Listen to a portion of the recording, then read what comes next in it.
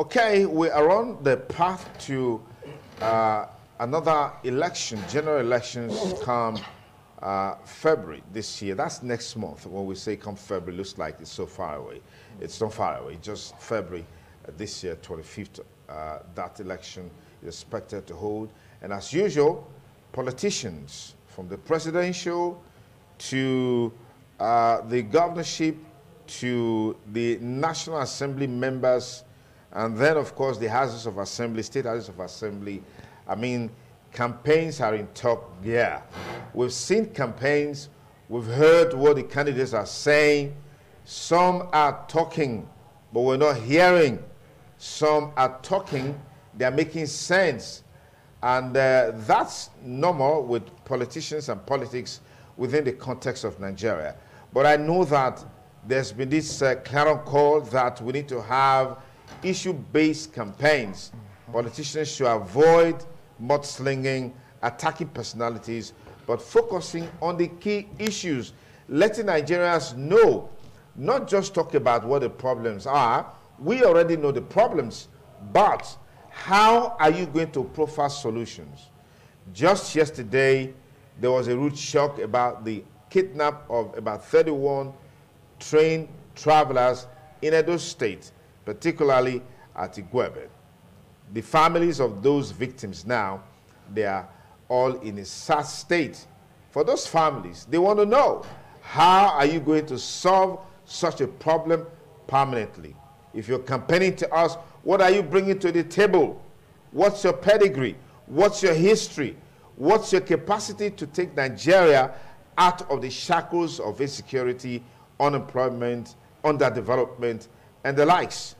That brings us to our conversation today on the show, the 2023 election, political education, and citizens' participation. I'd like to welcome our panelists. From my extreme left, Honorable Esosa Ewe, who is the immediate past Chief Press Secretary to Ikobako Local Government Area. Thank you for joining us. Thank you so much, Uncle Sonny Duke. We also have with us in the studio Derek Nwago, who is a Labour Party chieftain. Thank you for joining us, Derek. Thank you. A very good morning to you, viewers.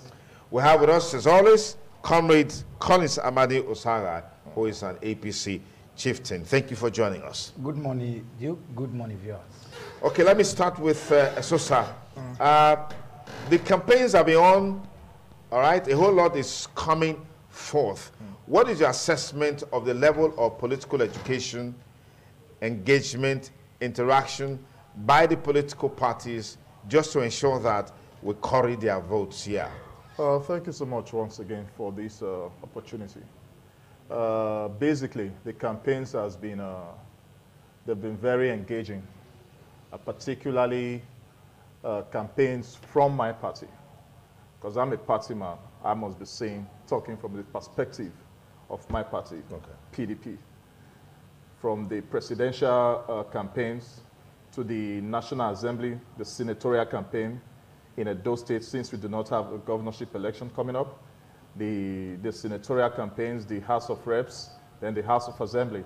It's been very, very engaging. We have been educating our people, trying to let them know what our candidates stand to give out to them as soon as they get to office. So it's been basically community-based, because we understand that most people in the rural areas may not be able to get the message from the town. So we have been going to the communities, from community to community, trying to ensure that our people are sensitized, our people are educated on how to vote, and basically who to vote for, because we believe that we have what it takes to rescue this country. We believe that we have what it takes to rescue our senatorial districts, those are senatorial districts particularly now. We do believe that we have what it takes to rescue Owedo Federal Constituency, to rescue Ikobauha Federal Constituency, and all the other constituencies and areas that the PDP have. So this has been on track for. So basically, it's been it's been very engaging. All right, Derek. Yes, let's get your perspectives on it as it relates to the thrust of campaigns so far in engaging the electorate. Well, from the perspective of Labour Party, it's been all-encompassing, holistic, and personalized.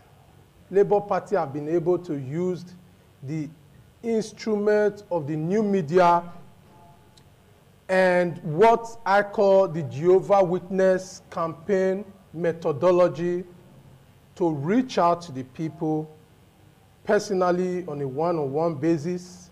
And we have been issue-based mostly, trying to sensitize the Nigerian people on the need for them to have a rethink, to ponder deeply, and to reflect on the future, how they want Nigeria to look like in the nearest future should determine who and how they cast their vote for in this election forthcoming February, March 2023. Okay. Give us your submission on the level of engagement so far. Thank you very much. You know, it's been handsomely wonderful with the All Progressive Congress across board, from the presidency down to the House of Assembly. Because one thing that really has given us a lot of advantage is the fact that we have qualified and certified candidates. So our job has been made lesser. Even in those states, the candidate we have fielded in all the senatorial districts are superb. They are industrious, they have capacity, they are people-driven. So just we as party people, we are just doing lesser job, because even before we reach them, they already tell you, this person, oh, is a goal. This one is a goal. So for us, it's just, we are just waiting for February. So those are not political statements. It certainly can be. Okay. It certainly can be. Okay. You should know, because politics is grassrooted and is local.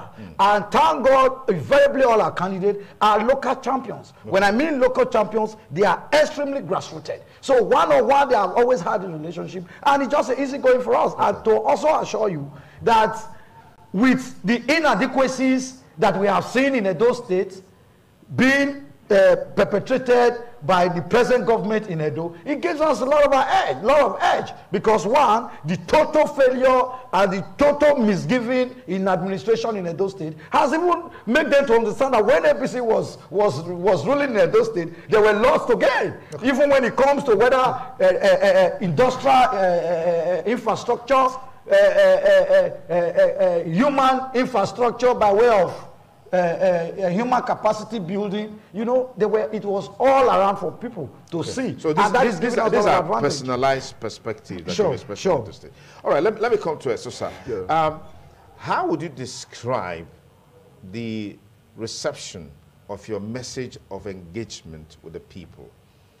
Collins raised some very fundamental questions. The messages just a moment, raised some fundamental questions. Yeah. And then secondly, PDP holds sway at the national level for about 16 years. These are things that are still, you know, very fresh in the minds and memories of people. Now you are engaging them, seeking for their mandate.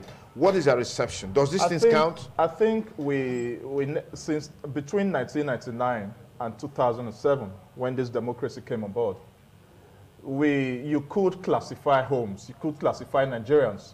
You could classify them along the line of upper class, middle class, and lower class. You could be able to differentiate between these classes. But since the APC came on board, you can't even classify people. You are either poor or rich. And you've had more poorer persons in this administration in the last 7 to 8 years. What's your source? What's your evidence in that regard? There has been high level of unemployment in our society. There has been high level of kidnapping in our society, because people are not able to get jobs to be able to live a decent life. But between 1999 and 2007, even the PDP presidential candidate now, Atiku Abubakar, who was vice president then, he was the head of our economic team. And people you could be able to visit the market and buy commodities, but now you can't buy. A bag of rice is over 50,000 now. But then you could buy for 7,500, 8,000. You could pick cash and go to a car stand and give yourself a car. But now you can't do those things. So there are a lot of inadequacies in our society these days. And we believe that the PDP will be able to rescue these things and bring Nigeria back to where it used to be. Now let us go back to Nigeria of 1999, 2007. That's what a lot of people are calling for. The APC is not a choice. It's not an option. It's not an option in 2023. from National Assembly to, sorry, from presidency to House of Assembly. Here in Edo is not an option. The APC is not there. They are not even campaigning. PDP is all over the place. The senatorial candidates in APC, we don't see them. They are not campaigning. Yesterday, our PDP senatorial candidate was in Orion. He has been to Ovia. He has been to Okada. He has been to nearly all the 7 local government areas that makes up Edo South. But the APC is not there. You don't see them talking. So where is the APC candidate? I don't know. So maybe they are waiting for February 25th for, maybe they have their plans. Then we are there. We are sending our messages. Okay. We are doing our best using the social media, using the print media, and using all the forms of. We are also reaching out to them one-on-one. Let me pause you. Let me pause you there. Derek, the major concern is that the Labour Party is a social media party, and that the party is not on the ground. If that is, give me your perspective on that. And don't you think that would be a major challenge for the party in making any impact? In fact, one of the key things you said a while ago in your opening statement is that the party has been engaging people and reusing the new media to its advantage.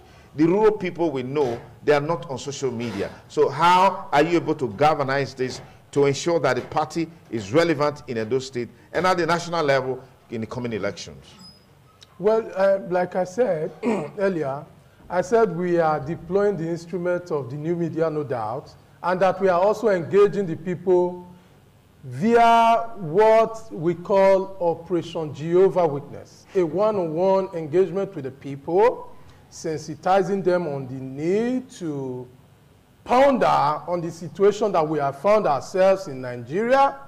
Today, do you know that unemployment rate is 33.3%? This is from the Bureau of Statistics, National Bureau of Statistics. So I know they are also very conservative in their data analysis to favor government in power.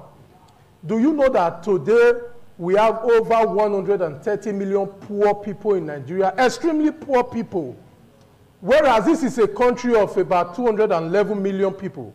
And we have people with extreme poverty rate of about more than 130 million. Do you know that inflation rate went up from 15.5% to 16.5%? Do you know that for over the years, Nigerians, a lot of businesses have closed up, entrepreneurs in Nigeria, a lot of them, a large percentage and chunks of them have wound up their businesses because the condition of doing business is very harsh. The government of the day tend to go out to source for investors, whereas they are afraid to build on our local entrepreneurs.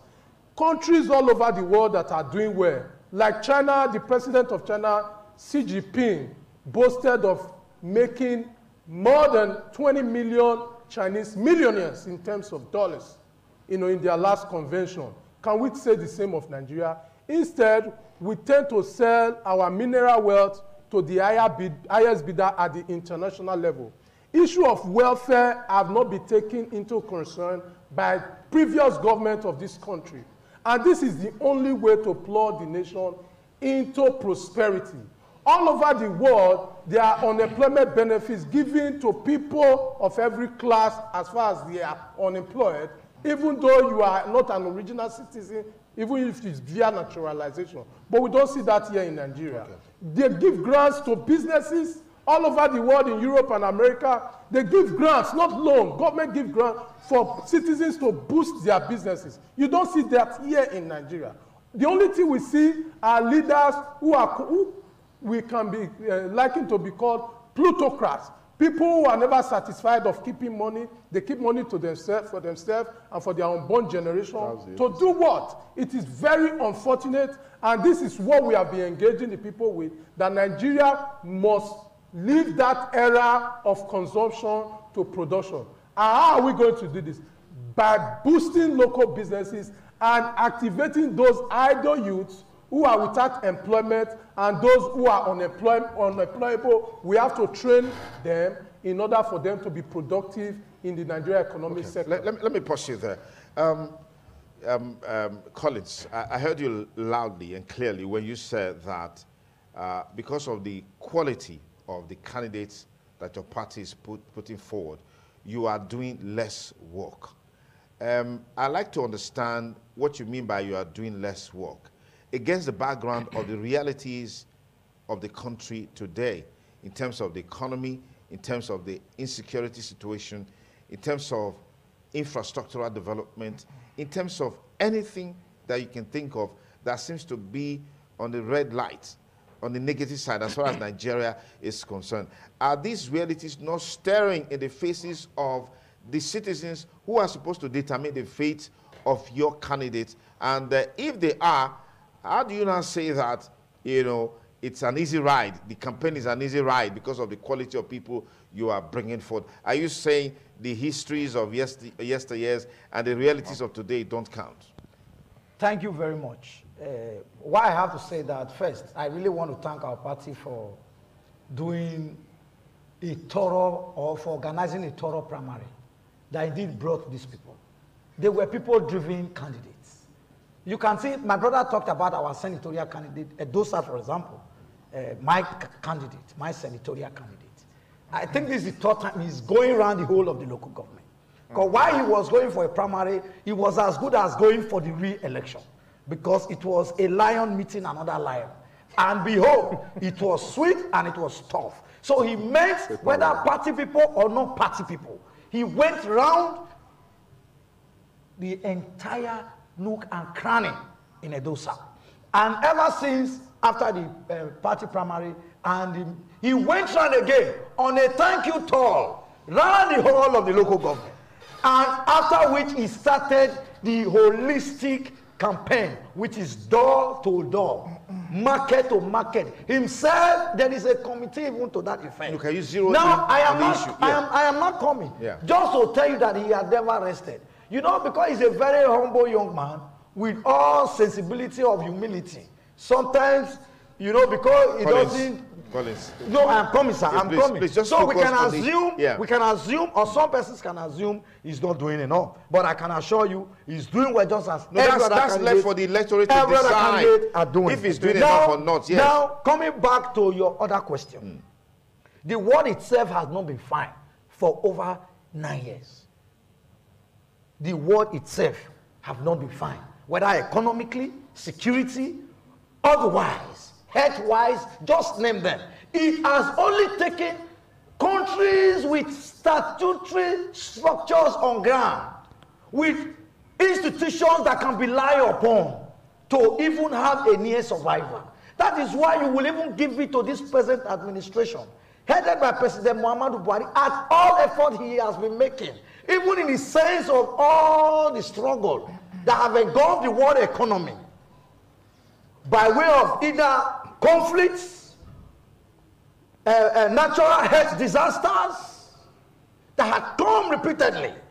Before President Jonathan left, he plunged us into economic wahala. And few weeks before he left, they said Nigeria have left the economic problem, which was not the truth. And that wasn't the true picture.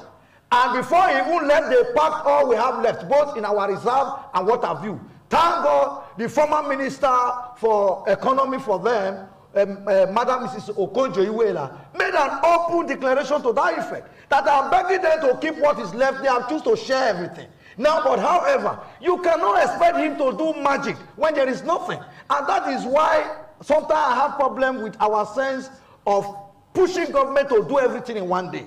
You must take time to build institutions. And that is what the president has been doing, laying a solid foundation. Do you know, at the time you are laying a foundation, you don't see the beauty of it. So when you lay a foundation of a house, even when it's at window level, you have still not seen the beauty. But they didn't promise to lay foundation. I am coming, they sir. promised to fix still things. Security, economy, now, infrastructure. That's what they that promised. Is what I'm saying. They promised to lay now, foundation. If he was not fixing the area of economy he has been fixing, I tell you, maybe we would have been feeding on flesh by now. If it was someone else, or if PDP government had continued, maybe we would have been feeding on flesh. Sometimes we don't know what we have until it's gone. Now, let me tell you, in the area of insecurity, even before he left, invariably most local government in the southeast have been engulfed completely. Even in southwest, There were a lot of initiatives that came by way of security arrangement, collaboration, crocodile this one, just to curb insecurity. Some of our people in this other region started throwing alarm and saying it's a way to kill our people. It's a way to kill our people. You see religious leader, traditional ruler going to villa in a group, begging, please come and withdraw these people. And at the end of the day, just to obey otherwise, because it will not become a regional government system. They'll say, oh, it wants to kill our people just the way they were already saying. Then we do some of them, and our people started killing themselves. And now we are still shouting insecurity. Unfortunately, we have a train attack that happened recently. Maybe because the governor went on public, for example, to say he was using technology to track insecurity in Edo State. And those people who at the time just said, let us just be on our own, allow these people have peace. They wanted to give him a test. So are you blaming it on the governor? Yes, because what you don't have, you don't go out and start screaming it. You don't, none of these things are there, and you and I know we live here, and it's complete lies. And at the end of the day, you can see now. You never knew. Some of us never knew the train was even moving through Edo. And all those are credit that should be given to the president and this administration.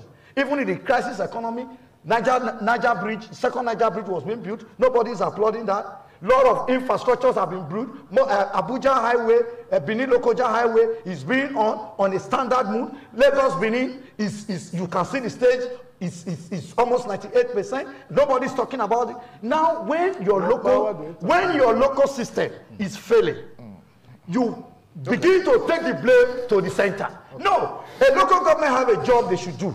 State government have a job they should do. Then the federal government also have a job. So they complement each other. They complement each other. Let me pause you there. I think yes. On the issue of security in Edo, I don't think Edo has ever been this secure as it is today. Okay. The train attack that happened, yes, it's unfortunate.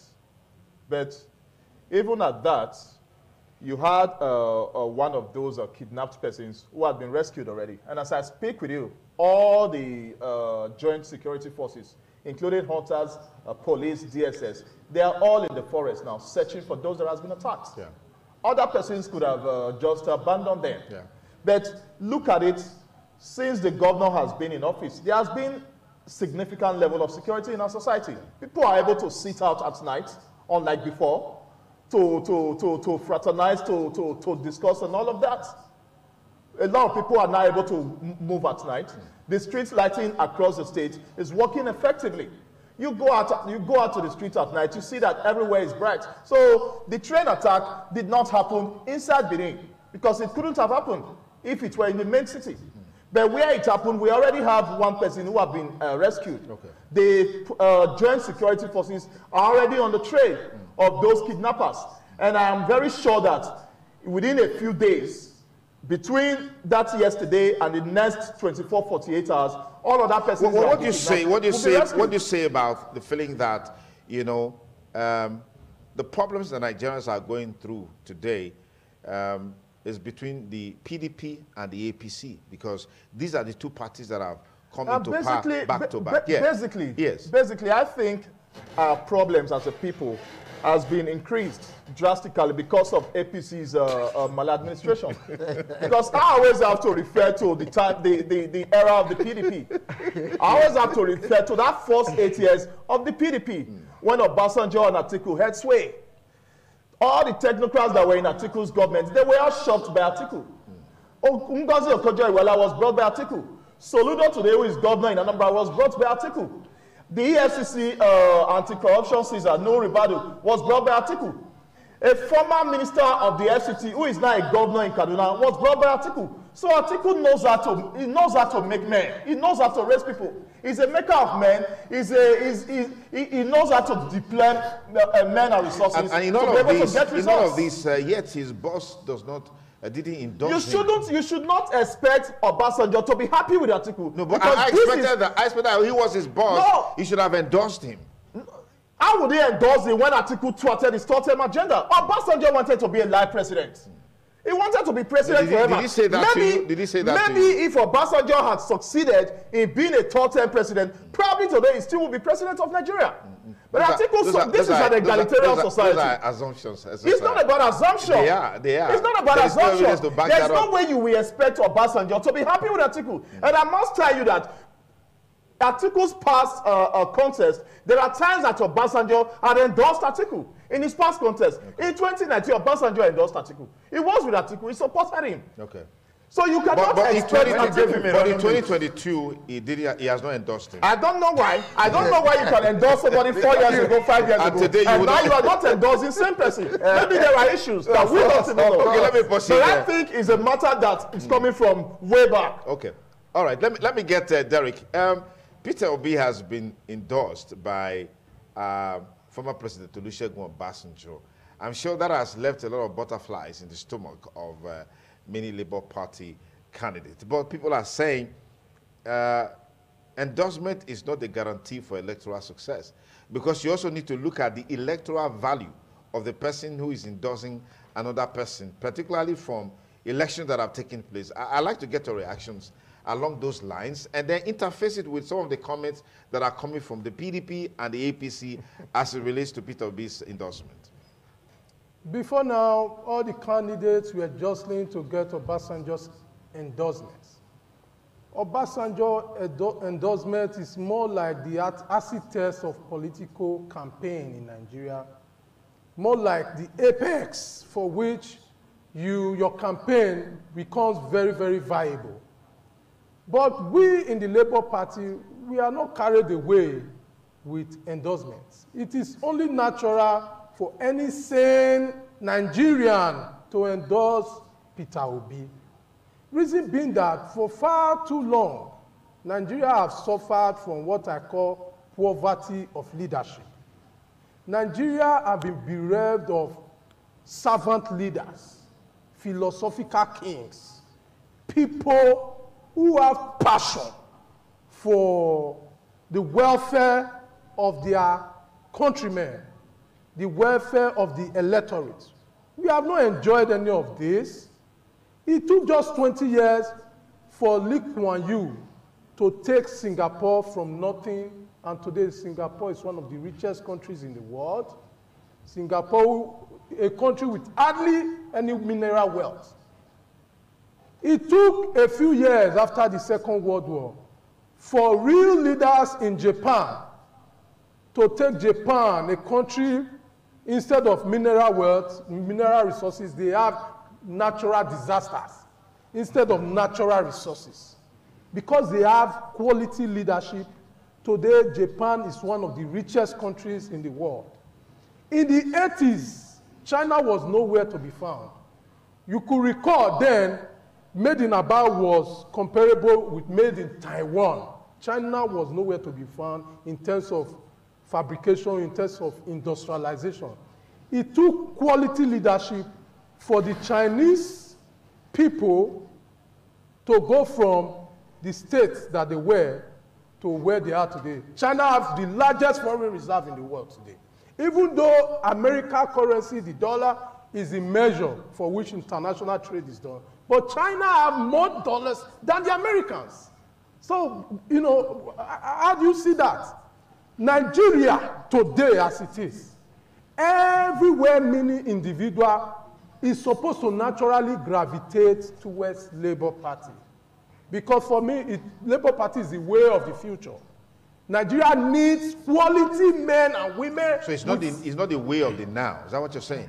Now, the future starts from 1 second from now. How about that? Fantastic. So if Nigeria, as we suffered for too long for this dastardly leadership, it is only natural for every well-meaning individuals in the Nigeria space to gravitate towards Labour Party and to support the candidature of Labour Party, Peter Obi, and all other candidates of Labour Party. All right, let me get you in here.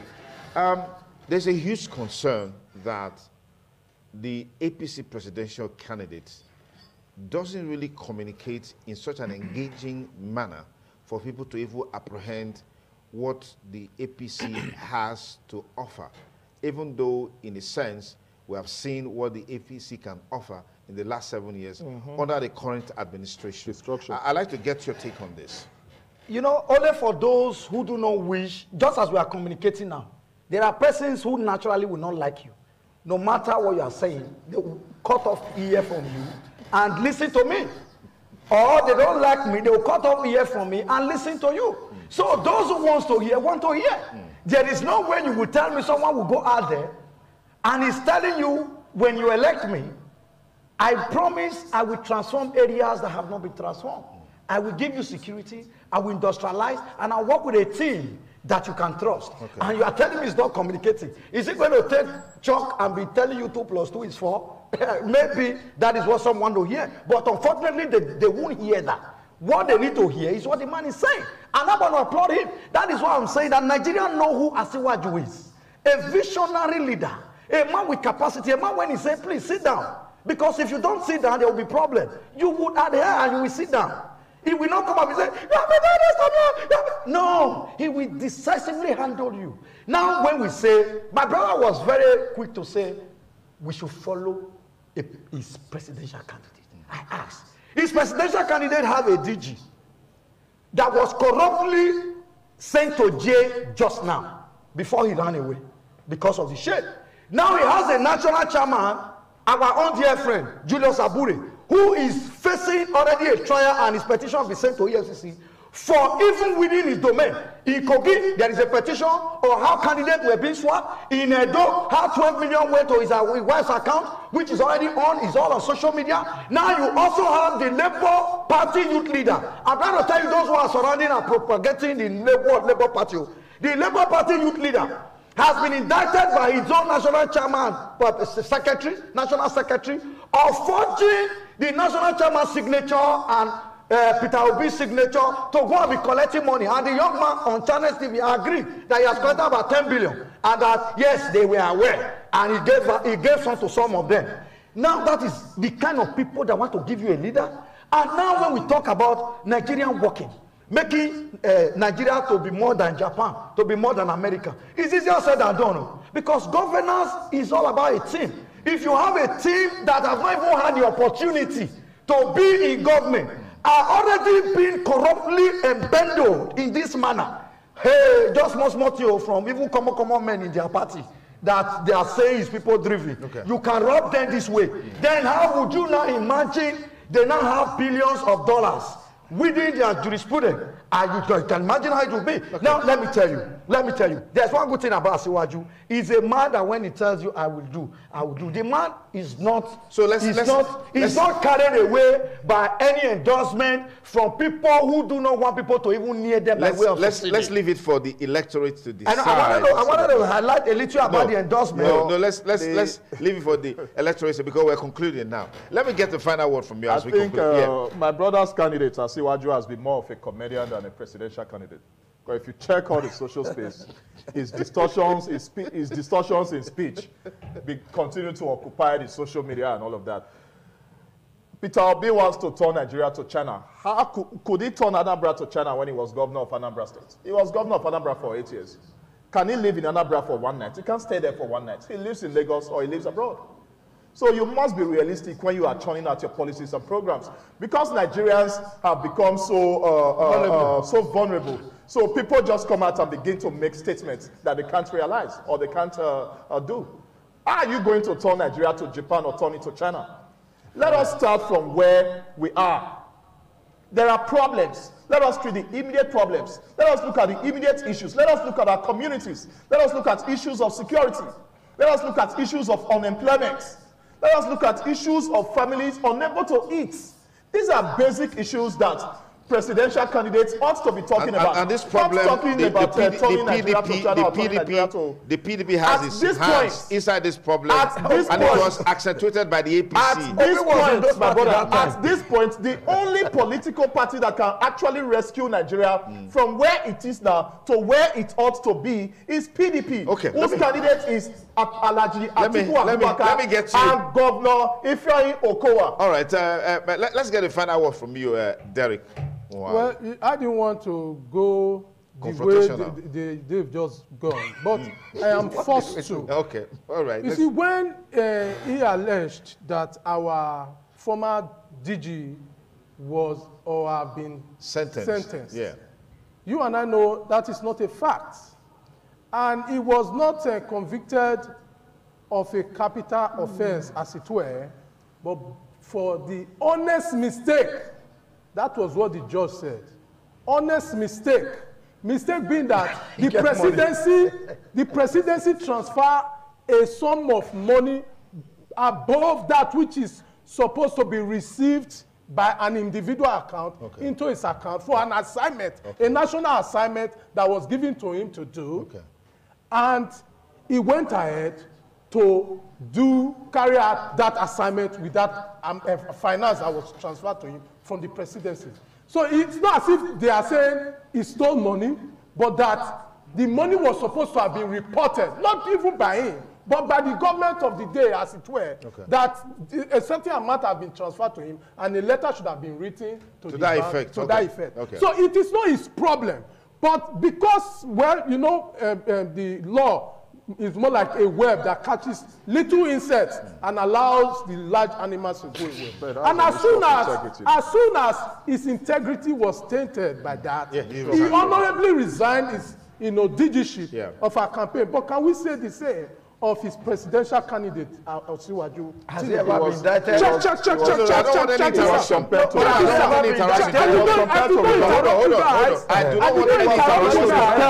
I did not interrupt you guys, so I don't know why you are trying to interrupt me. Hold on, please. I don't want us to drag this issue. He has his time. Let's give him his time. Check this out. Tinubu, a long time ago, while he was in America, was indicted of drug trafficking. He was linked to a drug cartel in Chicago. And monies of proceeds of drugs were traced to his account, personal account. He could not disassociate with it from that amount. And America, being the legal and capitalist system that they are, they gave him an option. You either go to trial or we investigate this crime further for you to prove that you are not part of this drug syndicate, or the money in your account. I think that has been concluded. Check this out. Or the money in your account confiscated. He chose the later option, that they should go away with the money. What does that tell you of his pedigree? This is an individual without a clear history. His origin is not clear. His age is not clear. His name is not clear. Everything about him is shoddy. Everything about Siwaju is shoddy. And I am surprised that an individual here is saying Peter Obi. Peter Obi, as soon as he became governor, the standard of education in Anambra State was among the least educated states in Nigeria in terms of rating from WAEC and what have you. But few years later, after he became governor, Anambra became number one in Nigeria. That is for Asiwaju. The article, check this out. Because check this out. Allow me speak. Article, you and I know that even your presidential candidate respects article for his integrity. He has a flaw because it was his right. You guys are interjecting him. And I remember I said at the beginning, no interjection. He was yes. His presidential candidate articles running a few years ago. So there's nothing you can say. They are taking my time. You are taking his time. So let's quickly. I'm sorry, but there's nothing he can say. No, let him say what he has to say. Check this out. Please be quick about it. You see, Atiku, you and I know what hangs is hanging on his neck. In terms of power, electricity in Nigeria till today, the 16 billion naira that was met. $16 billion that was met to increase our power generation till date. Atiku on his own said. Go and ask Obasanjo. Atiku was just vice president. Atiku, what could he do? Can you allow him to finish? You should go and ask Obasanjo. Let him accord the point. Let him accord the point. Please accord that point, Derek. What became of that 60 billion? Atiku personally said, well, monies were released, some of the contracts were paid 100%, but it's unfortunate that they achieved nothing. I'm quoting Atiku. Of course, yes. Atiku, who was the head of the economic team under Obasanjo, was given privilege to, recapitalize the Nigeria industrial space. to boost the Nigerian economic sector by way of and it did well. Industrialization. And it did well. Okay, No, he sold all of Nigeria's Were they working before he allegedly sold them? All right. Let me take him because my time is up. They were not functional. You have 3 minutes quickly. They weren't working. Now, for me, yeah. Atiku is not an option. Why is not an option? Because he led Nigeria to where we are. We are crying today that we do not have industries.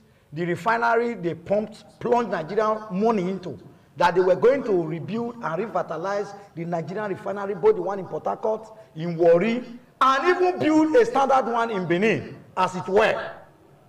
Till today, we don't know how Atiku and Obasanjo went with that money. Then the area of communication and other, even the NITEL issue.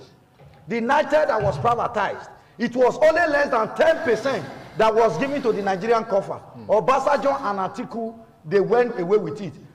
Sadly, at that same time, Peter Obi was also a special advisor to Obasanjo. So you can see that in a way, they both Atiku, Obi, you know you are lying. He doesn't even know what. He doesn't know how to learn. That was why he's struggling to learn. Obina came and said that Atiku is more qualified, more a unifier, even after he have just left PDP. And he was asked on TV that, but you have left PDP, entering a new Labour Party. He said it doesn't matter. That his own politics is different. Okay. That Atiku was better. A man who says Atiku is better than him. All right. Who know the system and the modus operandi of Atiku? Gentlemen, thank you. So Atiku is the way to renew hope for Nigeria. Let's rescue this country. I don't want to see these people. Let's rescue this country. I don't want to see these people. We are in a doldrum. Let's rescue this country with a renewed hope. Now, I don't want to see these people. Let's rescue this country. Anyways, it's still TMI. Beautiful Monday morning. Thank you, Esosa. Thank you, Derek. Thank you, Collins. Thank you, sir. We'll take a short break with our breakfast post coming up. And we'll be back to quality wrap on the show. Don't go away.